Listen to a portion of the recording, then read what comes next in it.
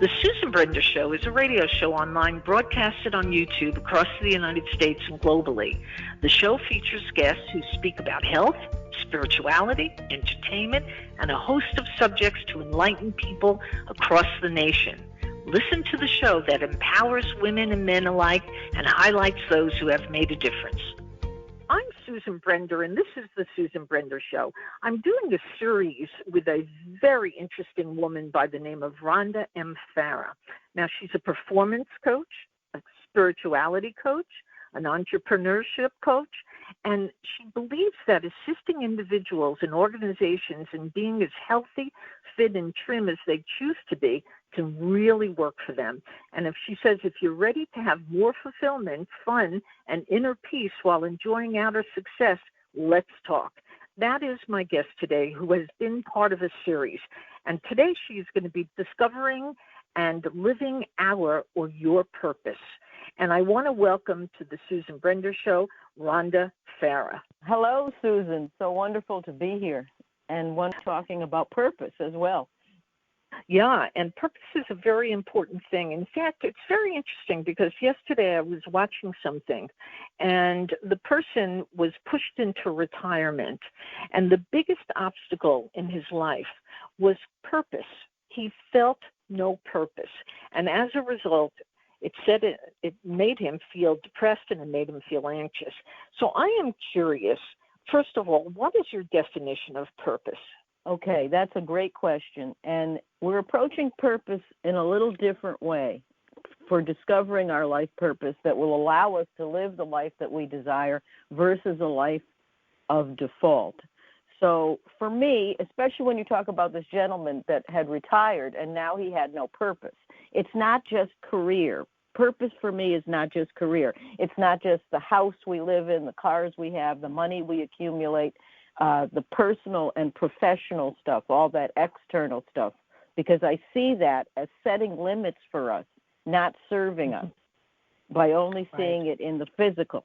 Okay, so that's what purpose is not to me. What my definition of purpose is, and I'll do it from a personal perspective, to be who I am in each and every moment, to be and do what I am being and doing when I am being and doing it with whomever I just might be with, wherever we are. So in short, for me, that is to be who I am with who and whom I am with when I am there in that moment, wherever that may happen to be. But Rhonda, today there's a lot of lonely people out there. And when they're lonely like that, and say, for instance, they're older. We're going to take an older person, and they find themselves widowed or divorced, and suddenly life changes for them dramatically. So finding a purpose is very important, but how do they do that? Is there a technique? Is there a way in which they can kind of change the mindset that they have at that moment?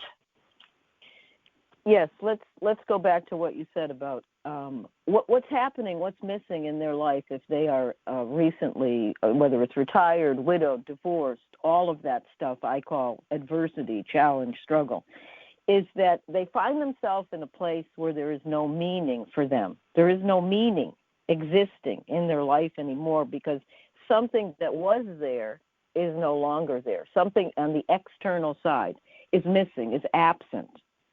So if there is meaning, and meaning exists in life, then that's living on purpose. We can express our purpose through whatever meaning we are expressing and experiencing. And living on purpose is finding that meaning in whatever we are being and whatever we are doing. So where there is no meaning, there is no purpose.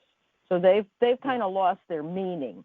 Now, when you talk about tools or how we arrive at purpose, we experience all of that stuff that you and I have talked about before. I call it the good stuff and the not so good stuff, those joys and those sorrows. So we go through it or we get through it. And we still, even though in the face of adversity, in the face of pain, and suffering, which many are right now, because they cannot find their purpose if the meaning is now missing. So even with that adversity, that pain, that challenge, that suffering, as well as savoring and enjoying all the joys, that's where the meaning will come back into play. And yes, it's joys and sorrows, all kinds, that determine, that identify, and express purpose. Remember, early on when we began, I've mentioned we're going to talk about purpose from a different perspective, more an inside perspective, what I refer to as the inside job. So when we are experiencing and expressing those joys and sorrows, which many of us are at this point in time, which you had mentioned a couple of instances, retirement, the death of someone in your family, loss of a spouse, however, that is our purpose in that moment. So to experience and express all those joys and sorrows in that moment, that is truly our purpose. Remember, in the moment, to be on purpose. Okay, so and go ahead, please. Those joys and sorrows, small or large, shape and create that bigger picture of who we are and why we are here, if we are listening. If we are listening, if we identify, if we they will make us aware what our purpose is. Again, if we are listening, if we are awake. So finding that meaning, that purpose, is whatever it is that we are going through, even the sorrow, even the adversity, whatever it is that we are going through, whatever it is that we are being, will allow us to get back the meaning and find the purpose. Okay, our purpose really is to be our magnificent self wherever we are. Yeah, to me, as I listen to you, Rhonda, I think that it's kind of an art in a way. The art of being able to decide that you want to do something good for yourself, that you're going to have a really purposeful life, a happy life, a life, that you make the choice to have, because that seems to be something also that's important, is creating a choice. Because some people just, they decide life is just too difficult for them. It's so lonely, it's so unhappy, because they're, as you said before, and I said before, they're retired, they empty nesters, which we didn't, talk about, because that really creates a situation that's very negative for people. They are so used to doing things for their kids and going out, and being coaches, watching their kids do all kinds of wonderful things, and then suddenly, boom, they're out of the picture. But I want to ask you, what is it about certain people that they can make the right choices or find the purpose quicker than others? Is there some technique or some way in which you have experience with your patients that some of them are just, they're gonna run, they're gonna sprint into that really wonderful world, and then some of them, unfortunately, find themselves in a dead spot, if you will? Well, here's the thing, Susan, and I'm glad you brought that up. With my clients or with audiences I speak to, the understanding is, and the want, the desire is, that we must live from our soul's purpose, that meaning, to give us, to actually hand us the life we desire. The life where, as I refer to, where our tail is wagging. What is making our tail wag?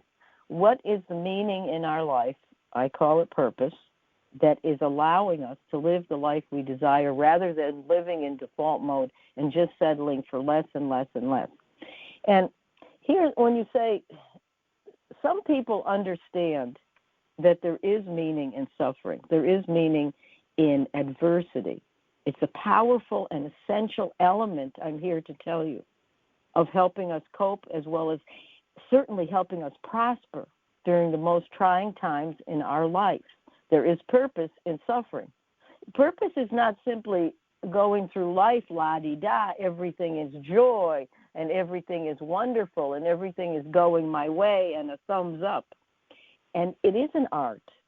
You called it an art of being able to decide, that there is meaning in suffering, and it will empower us and not simply throw us under the bus, so to speak.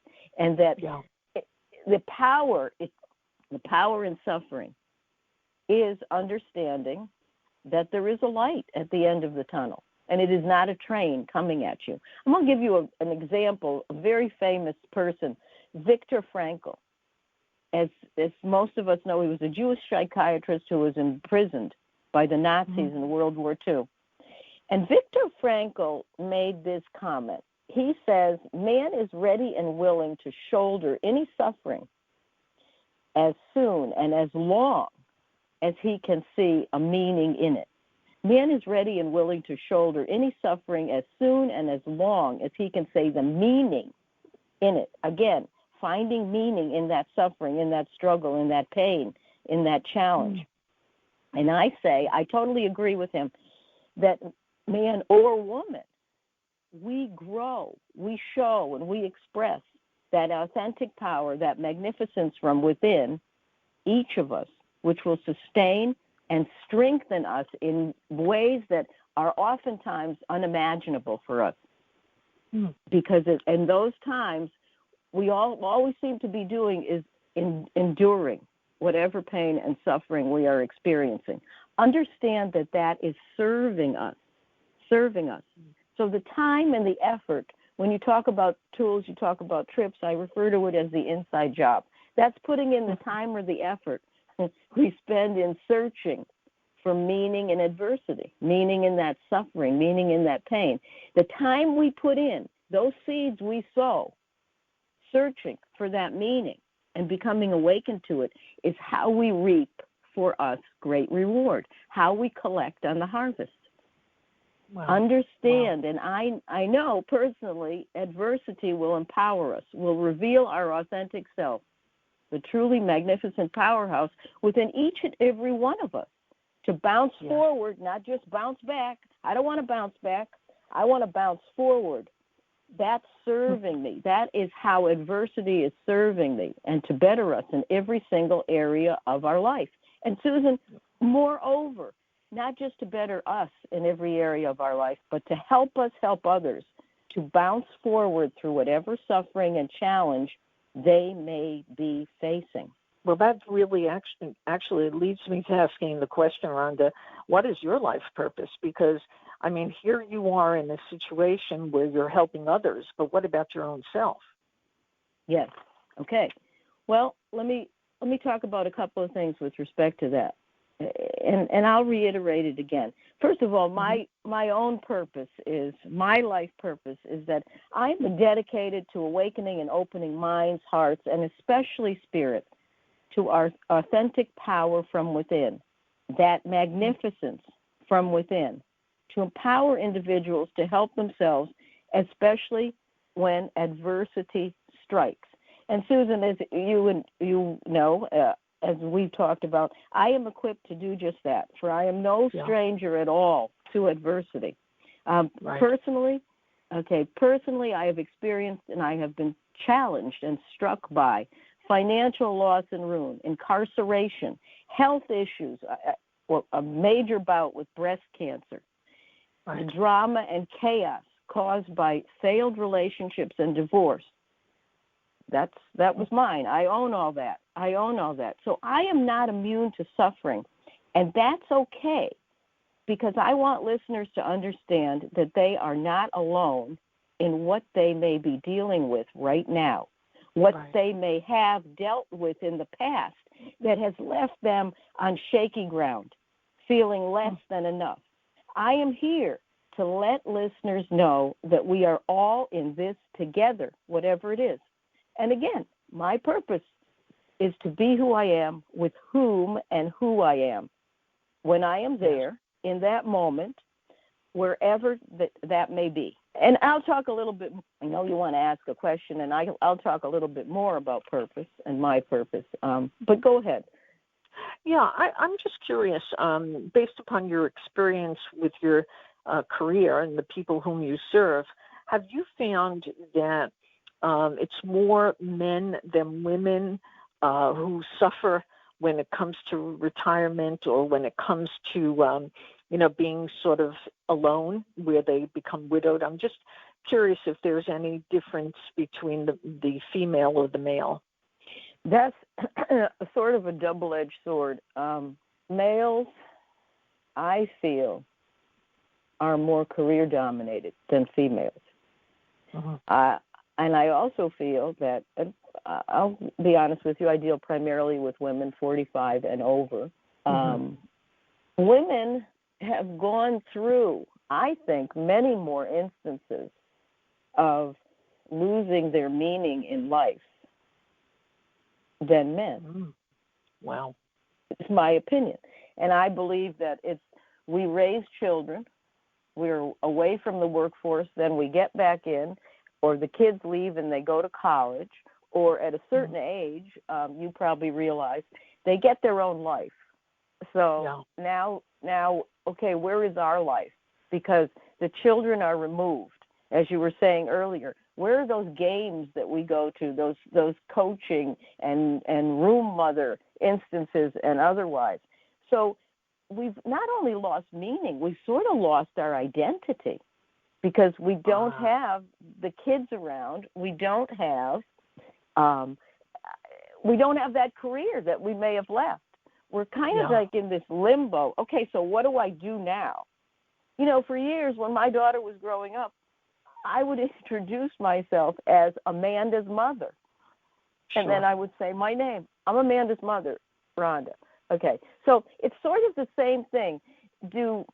And that is why adversity and challenge and pain are so important, because it's like a wake-up call. It forces us to go within. It forces us to realize, who are we? Where are we? What are we doing? How are we doing it? Do we like it? So when you ask me the question, the difference between men and women and weathering, I think that women, first of all, I think as a population we are all capable because we all have the magnificent power within us. I think women have more adversity striking them. So the more pain and the more adversity, really this is how it works, the more lessons that we learn and the more empowered we become. Yeah, I hear you. And with regard to empower, a very interesting point, because sometimes you look at some of the women around and you realize that they've been through quite a bit. There are women I meet who are divorced and suddenly find themselves with breast cancer and various other diseases, and the person whom they depended on is no longer in their lives. And yet some of them, like my friend, I'm just going to mention a personal thing. I have a friend who, with all the adversity, with all kinds of diseases, with all kinds of issues, she smiles, she giggles, and she said, well, today I'm feeling fine. So that's all I need to do is today in the present. That's right. You've talked about that, Rhonda, being in the present. And I think that that's really where it's at. Any thoughts about being in the present? Yes. Again, that is where our true purpose is. Wherever we are, whenever we're there, with whomever we are with. And don't forget, wherever we go, we take ourselves. Our higher self is there. And to realize that and to realize how empowered that higher self is means that we can weather whatever adversity. I know, believe me, personally, I know the adversity. And that was part of all that adversity was essential, absolutely essential for me to experience so that I could find my purpose in assisting others in finding their magnificent or identifying, being awakened to how wonderful and magnificent and how empowered they are, so that they not only could be empowered and practice self-love and self-care, but they could be bolstered by that to go out and be of service to others in the same ways. Remember, we are all in this together. And I know for me personally, my purpose, certainly a large part of it, is purpose is not just a destination that you arrive at, and then that's it. Okay, I'm there, and everything is fine now. I will just do this for the rest of my life. No, not for me anyway. So a large part of my purpose is to continue to learn the lessons that I have called forward through the situations, the circumstances, and the events in my life, and to continue to allow those lessons to provide for a clearing of all that is not serving me. In other words, to let it clear, to give me clarity, to become even more empowered. And here's a big one. Again, this is the biggest thing for me, and my purpose is to assist others in learning their own lessons, identifying and becoming awakened to their own power for their highest and best good or something better. And that will look a little bit different for everyone, because all of us are unique in every single way. Which actually leads me to asking you to tell people how they get in touch with you, to tell them a little bit more about your book as well, and a little bit more about what you suggest. So, if you will, Rhonda, kind of finish up on what I call the last word. Is there something you want to tell our audience that you've not told them already? And if so, please do it, and tell them how they can get in touch with you. Okay, yes. I would like to close with, most important, I think, of all the things that we've talked about today, most important with respect to purpose and respect to meaning in life, is to live in clarity, to live in calm, to live in order, to live in peace. Each day is a new beginning. And believe me, I am certain of this. And I would ask you to reflect on that, listeners. Reflect on, where are you clear? Are you in peace? Are you calm? Have you chosen priorities?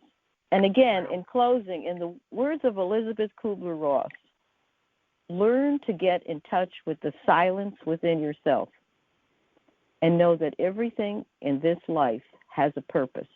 Learn to get in touch with the silence within yourself and know that everything in this life has a purpose. Fantastic. And I would love to hear from listeners. I welcome your comments, welcome your questions, your feedback. You can reach me at Rhonda at helpmerhondanow.com. Let me know how this is resonating for you, what we've been doing here, and especially this talk on purpose. Well, thank you, Rhonda Farrah, for being with me, talking about things that really are very positive and very exciting for people, because when they listen to you talking about the purpose, there is nothing else that should stand in their way if they really want to make a change in their lives or whatever. So I want to thank you again for being with me. And I'm just, you didn't mention your book, so I would like you to do that, if you will, as well. So, Rhonda, we've talked about many different issues, and I really would like you to tell people about how they find your book and what it really is truly about. Yes, I'm very blessed. I'm honored and humbled to be a contributing author to America's Leading Ladies Who Positively Impact This World, featuring also Oprah Winfrey and Melinda Gates and other women who are working to positively impact this world by helping others understand their inherent power from within. And if you go to helpmerhondanow.com, helpmerhondanow.com, you will see that book on the website, available in ebook, also available in print, and you will also see the courses I offer and speaking engagements that I would invite you to take me up on. Okay, bye now.